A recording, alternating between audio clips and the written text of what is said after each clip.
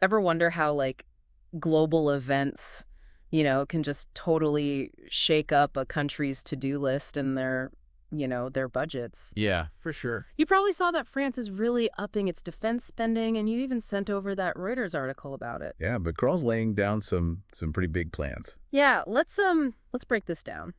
Sounds good. So, in this deep dive, we really want to figure out, like, why is France making these moves?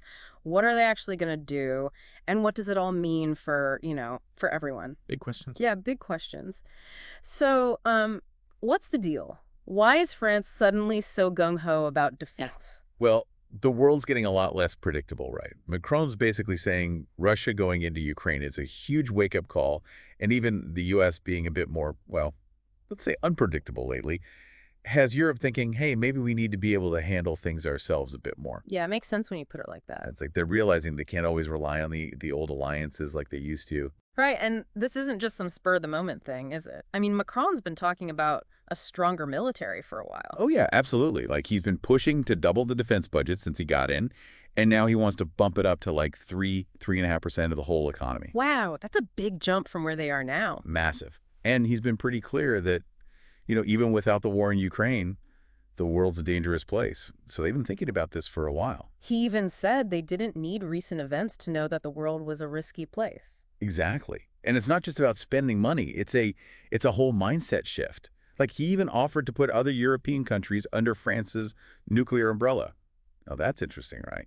That is interesting. It kind of makes you wonder what that actually means for those countries, like if things got really bad. Absolutely. Huge implications. Like, is that a real promise? And when would they actually, step in? Lots of questions there. Totally. Okay, so let's get down to brass tacks. What's France actually going to do with all this extra money? Well, that Reuters article you shared lays it out pretty clearly. They're going to order a bunch more of those Rafale warplanes. Those are the new ones. Yeah, the latest and greatest. Though they didn't say exactly how many just yet.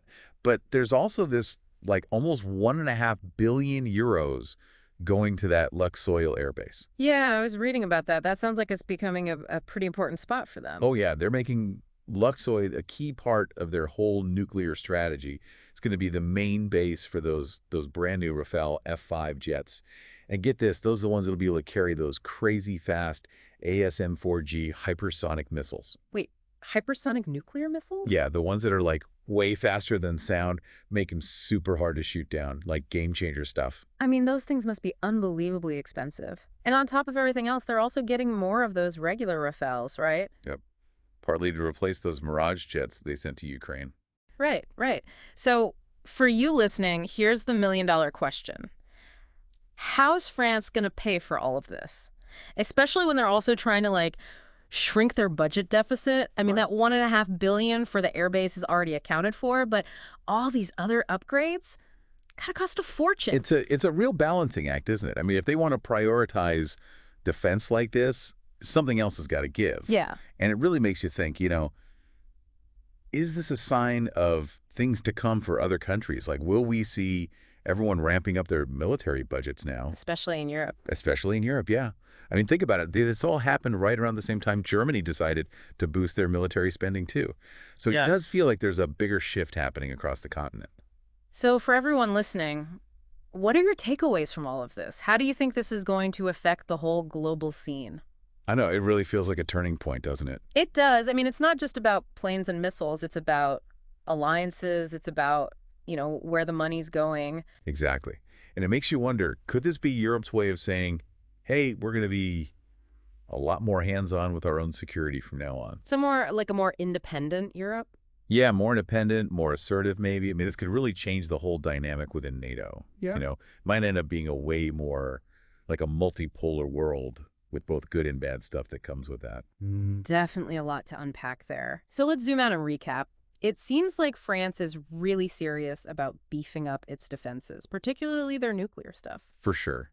And it seems like it's all because of the war in Ukraine and this feeling that Europe needs to rely on itself more. And that means a lot more money for infrastructure, fancy new weapons, although how they're going to pay for all of it, that's a whole other conversation. Right, that's a big one. But it's not just France. We're seeing the same thing in Germany, so it does feel like Europe's waking up to a whole new reality. It does. It does. And for all of you listening, here's a final question to ponder. With Europe taking more control of its own defense, What do you see as the biggest challenges and the biggest opportunities? Because this isn't just about Europe.